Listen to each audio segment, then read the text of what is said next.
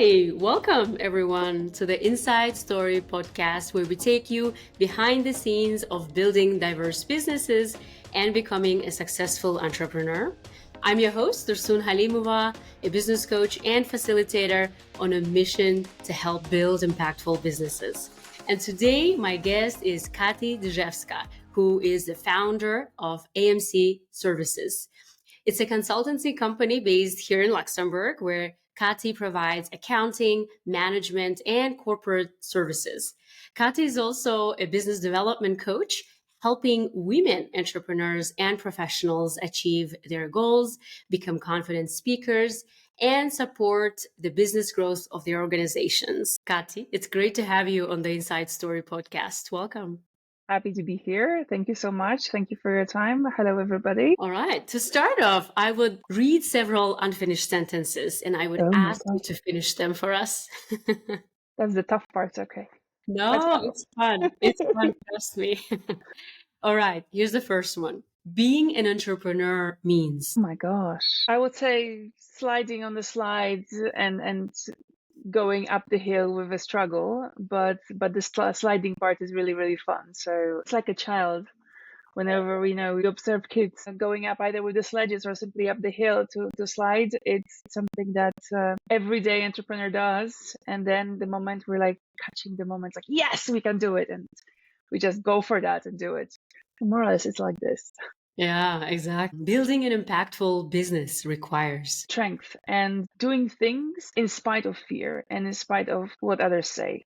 Failure is the moment to learn and the moment that pushes up to stand up and keep on going. Success is a result of time and patience, which is very hard to get. Really, it's one of the hardest parts when you're working on your own. Yeah. And the last one, being fulfilled in life means. Gosh, I would say it's the main thing is to be happy. Once you do things on a daily basis that make you happy, that's the moment when you're fulfilled in life. Mm-hmm. Yeah. Thank you. Thank you, Katy, for sharing these. Help us get to know you and your business. Can you briefly tell us about AMC Services? Who do you serve? What kind of problem do you solve? So AMC Services actually was created out of the need of the heart to do something on my own.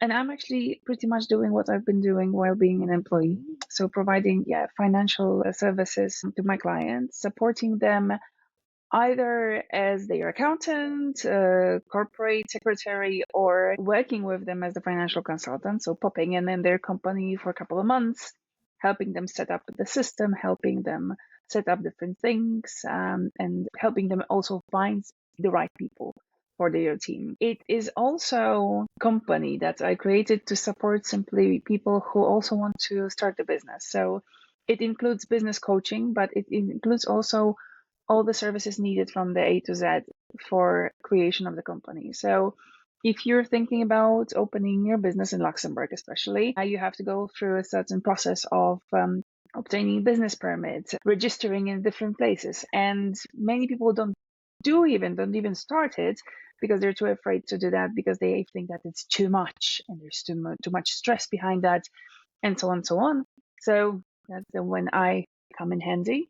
And I first of all help people to kind of create what is it exactly that they want to do with their life and how they actually want to position themselves as a business, and help them out also in the whole process of obtaining the business permit, registration, and so on.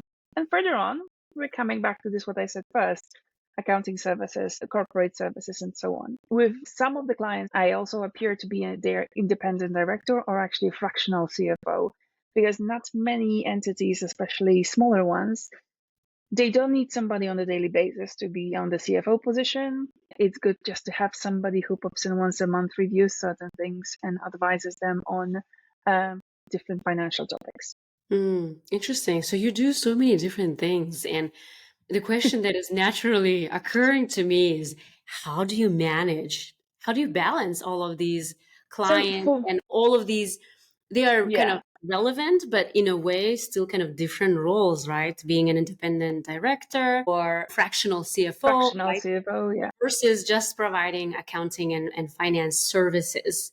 It's all about planning. It is all about figuring out what is important for you and how much time actually each task will take to you. I know one of the things like from the past, like hating timesheets and all those things, but actually maybe not doing the detailed timesheet, but knowing how much time you need to process certain things for your clients. It is one of the key things that that I taught myself and I'm trying to teach also my clients. Indeed, I think it's so important to prioritize what's the most important and then also allocate the time accordingly. That's I think, a very difficult skill to learn. I mean, for me personally, it has taken a while. And when you work on your own, that's, I think, one of the difficult things, right? Because a lot of people also who want to start their own businesses, they feel reluctant also because they don't know how they're going to structure their day, because having 9 to 5, like a structured day, deadlines, expectations, KPIs that they need to meet, and then have a manager kind of always asking for these things versus now you have to do all of that for you, right? No one is like checking on you. Katy, have you done this? Maybe clients, but yeah, it is indeed very challenging and planning is essential. Yeah. Planning is indeed essential. So like what I always say, it's I like to keep my calendar in and like I put in all the details. So in case, for example, like when we scheduled our call, I was like, okay, this is one of the parts that is in my calendar. That's our meeting, our time for recording. But I would also put there things like, oh yeah, do accounting for a month of September for this and that company, do the tax returns for this and that entity. So it's all in the calendar. So in my case, if something is not in calendar, it will not be done. And if it's there, then I know and I can commit to that. And I can also hold myself accountable at the same time. Great. Okay. The takeaway is schedule the most important things on your calendar. Yes, exactly. And Katy, you have quite diverse career experience spanning over 17 years or so in the finance industry, both in Luxembourg and in Poland. What influenced your decision to leave your full-time job, which I'm assuming comfortable, provides the financial security and stability, right? What made you leave that 9 to 5 and establish your own consultancy firm? So I think one of the things was that I'm definitely not a person that can be put in the box. And the moment the world was changing into putting accountants in the accounting box only, I felt that I'm not fitting there. And that was the thing because previously I had the chance to do literally everything from A to Z for my clients and being also the first point of contact for them. Whereas with time, it slightly shifted and changed. So I was like, oh, no, no, no, you just take your own bucket and just fill in the bucket and that's it. And I was always curious what is in the other buckets. So that's one of the things. And that's also why in meantime of building up my own business, I also did an MBA studies in Belgium, which taught me actually all those things. What happens from A to Z when we establish the company, how the growth goes, when there is different positions and moments of the company, up and downs, and so on, and how to manage all those positions. But from the other side, looking at this part of me not fitting the box, it was a situation when I faced once that I was literally told that I'm not manageable and I should be focusing on the box. And I'm like, okay, guys, you actually hired me because I am thinking outside of the box, because I am outside of the box, because I look at the big picture as much as all the details. And now you're telling me that that's not good. So either the decision from your side was not so much good, but I'm like, okay, if I'm not manageable, that means you have to challenge more your managers, give them a bit more trainings, give them the chance to develop, because I personally think that everybody is manageable. It is just a matter of figuring out who they are, how they can impact our entities, how they can impact our companies. And also that I think that was one of the things for me also to pursue a bit of the coaching and learning how to coach people and how to guide them was actually coming from that point of, is it really that I'm not manageable, or is it actually the case that there is a solution to manage me or people similar to me or people who are all over the place and have different qualities, characteristics, life situations. And it actually ends up that it is about getting to know your people, to know people that you work with, to be able to guide them and to manage them. So both they will achieve the greatness, and through their greatness, they will support the company in growth and support further clients and so on and so on. It's like, it's a spiral, keeps on going in this way. So Yeah. pretty much all those things were like, okay, so why not to try on my own? And I have to admit that it actually coincides with the fact of me being pregnant. Mm. And I was like, okay, so I'm pregnant. What to do? Let's do some coaching classes. Let's learn something. Let's develop. Let's learn even more. I was already holding my diploma of MBA, so I was like, okay, I was eager and keen to do something different. And it sort of happened that I was raising two babies at the same time. I was starting my business. I became a mom for the first time in my life, and as much as it was a challenge, but it was also like very helpful to see my son crawling, see my son walking, and as well, like slowly, step by step, seeing that, okay, I can do that. I can find clients on my own. I can do the training. I can provide the services on my own. So that's been pretty much that. Wow. Yeah, maybe a follow-up question on that, because you make it sound so easy, right? To raise two baby projects at the same time and watch your baby crawl, as well as hopefully, your business start crawling and running. But take us a bit back to that time when you were, yeah, raising a child and building and growing your business. How challenging was it? If you can, do you recall any specific moment or particular challenge that you had to overcome just because you were working on these two demanding projects at the same time? I think I will come back to what I said before. It's the planning thing. I don't think that I was ever before a person like that I kind of planned the time and planned the things and happening. It was more like, oh yeah, let's just do this, let's do that. And once you have, yes, those two babies happening at the same time, it was lots of figuring out myself and figuring out what to do next, what will come next. It was lots of decisions. I would say it was it was nice and exciting from this point of view, but it also needed a bit of a support from outside world. Yeah, the family support is one of the things that was actually quite a great thing. I even though I'm in Luxembourg, kind of on my own because all my family is back in Poland. I had a chance to have my mom here for a couple of months to help me out. So when I needed to do, evening meetings and networking, I was able to have somebody at home who's there for my son, who will help out, who will be there. So that was the amazing part. And again, coming to that thing, it was a challenge, but I wouldn't actually change anything from this point of view and from the perspective of today as to that time. Having spoken to a lot of female, male entrepreneurs, especially also couples, right? Raising a child as well as building a business, it is indeed, yeah, challenging as you point out. But at the end of the day, it really comes to the fact that how passionate you are to make it happen and Yeah. find ways that you can make it work, right? And that's the good thing about working for yourself, having the flexibility to dictate your schedule, right? What time of the day you work versus you babysit. So Yeah. No, but it's also like I had the chance to work still part time, have a baby, build up the business. So it was a bit of mix of everything. And I would say that from one side, this part time job was something that was relatively safe for me. But I knew that I'm maybe not that I'm not, but it's like I wouldn't say that this was like a huge challenge because, again, as you said, it all depends on how you perceive it. Because if you start a business and you only think about struggles of this business, I would say quit immediately and get back and find a job.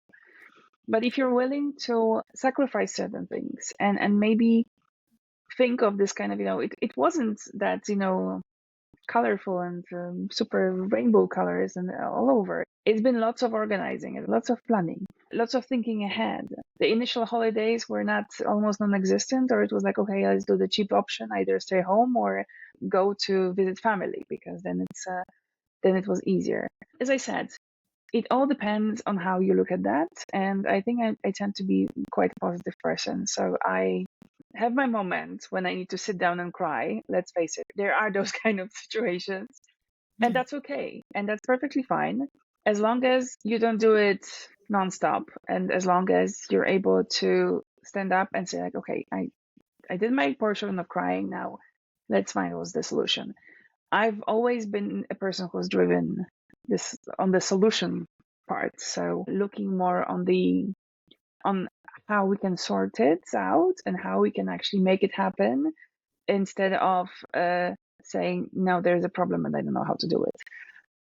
Yeah, no, I think that's so important. Yeah. Maybe to kind of follow up on the aspect of you working as an accountant and then becoming independent and starting your own business. From our earlier conversation, as I understood, the tasks that you were working on were somewhat similar, right? You were doing similar jobs and tasks as a consultant as you were doing as an accountant, full-time employee. What is different now as a consultant when you walk into a company versus being a team member in the company, right? As a full-time accountant, you come in, you provide these services. Is there anything different in terms of how you do your work, how your work is being perceived, especially also coming back to the idea of you are not manageable, people trying to put you in boxes? Do you see the same things happen as a consultant coming in? So the job itself, most of the time, is not different, except if the legal parts had changed within the years. It is actually mostly that the way I'm perceived in the company is different because I no longer come in from the point of the person who's slightly terrified and slightly unsure what's going to happen, and I'm coming in and very quite quickly operational. The only thing that actually stops me from being operational is all the IT accesses, which sometimes take a while.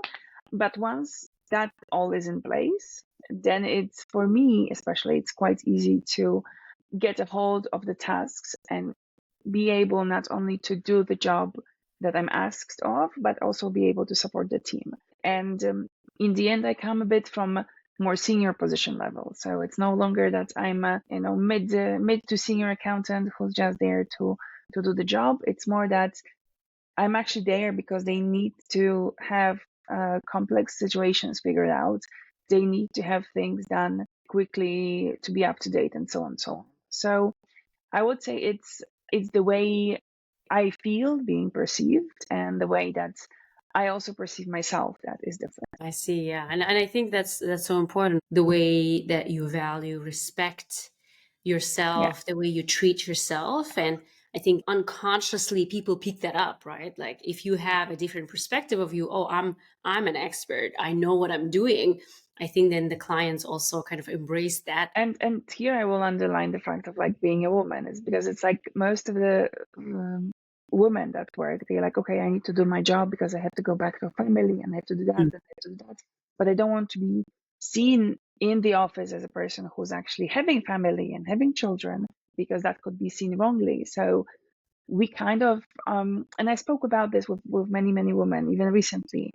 We tend to undermine our abilities and ourselves. And I remember interviewing in one of the cases I was helping to interview the accountant for the position.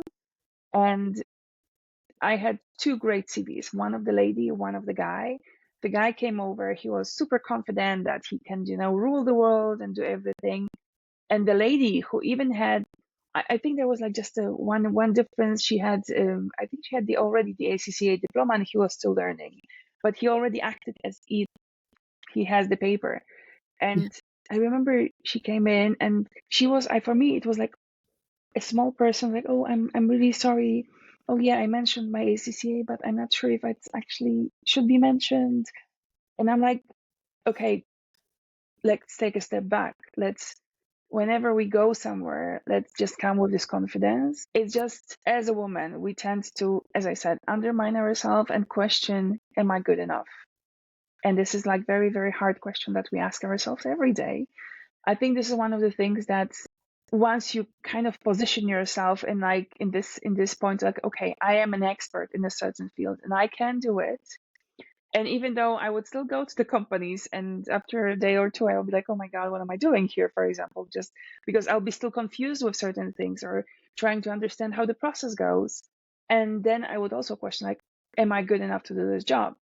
Mhm. But I learned that it's important to take a step back and take a pride in what I'm doing and how I do it and say, like, yes, I'm good enough. Otherwise, I wouldn't be here. Otherwise, they wouldn't get me on that position. Indeed. And as we've mentioned already, you are also a business coach. You coach women specifically, and one of the things that you help them is develop this self-confidence. Can you maybe briefly speak to that experience? How is it to work with women and specifically work on their self-confidence, and how exactly do you do that? How do you help women be more confident in themselves? Of course, happy to. As I mentioned, actually, yes, it's been this questioning, this woman questioning themselves about, am I good enough? Can I do that? I'm there to give a bit of the nudge, but also to look at the realistic points, because very often women come to me with question like, oh, I've been working in this industry for like 4 or 5 years, but I'm not sure whether I should apply for the higher position or not.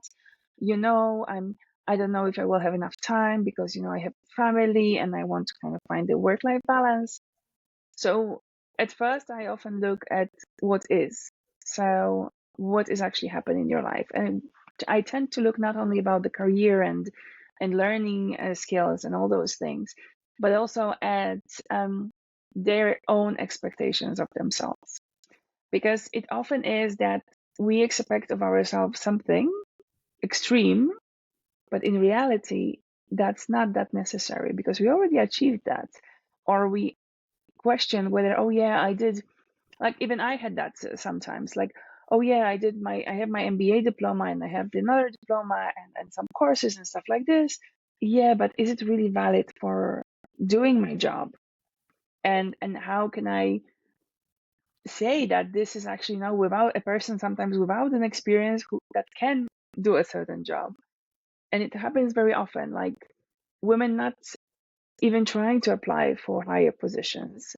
It's like, oh no, because nobody invited me to apply for that. I'm like, yeah, but the position is there.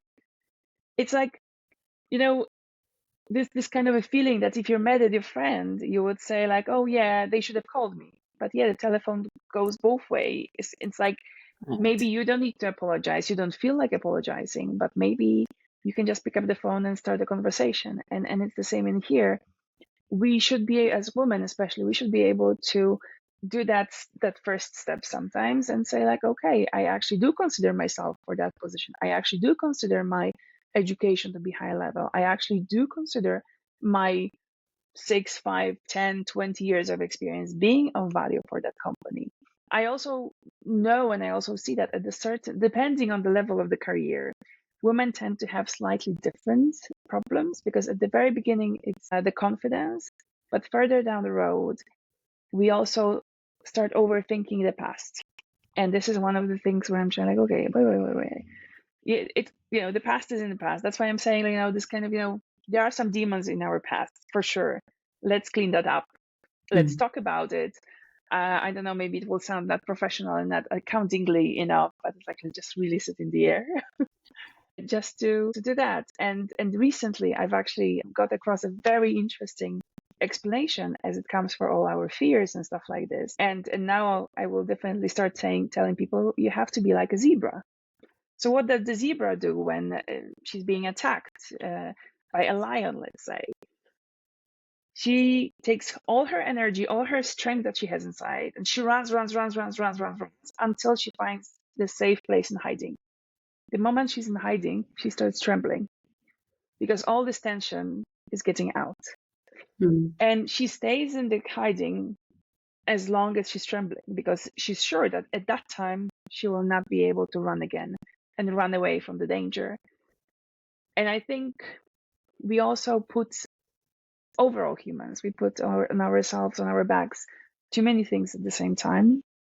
So we don't allow ourselves this time of zebra trembling. So there is Mhm. no moment to release this stress, this anxiety, those fears. And this is one of the things that I try to really pass on and teach women that work with me, especially women in business or women in the higher positions on the executive positions.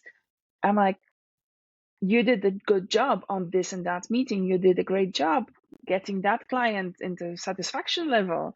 So now it's time for you to find a way to just release all the stress and nervousness. And then the next day you can just stand up and go and face another challenge, and you can do it. Yeah, I think such an interesting analogy. And I agree. We do need spaces and times when we can feel whatever we need to feel, like let it out, cry if we have to cry, right? Feel sorry for ourselves if we have to. But then again, kind of after that short period of time, it is important to pick yourself up and continue pursuing whatever goal or dream you have. Kati, I was also curious. So you've been running now AMC Services for a bit over, I think, 7 years, right? Or around Yeah, 7 years? something like that. Yeah. Yeah.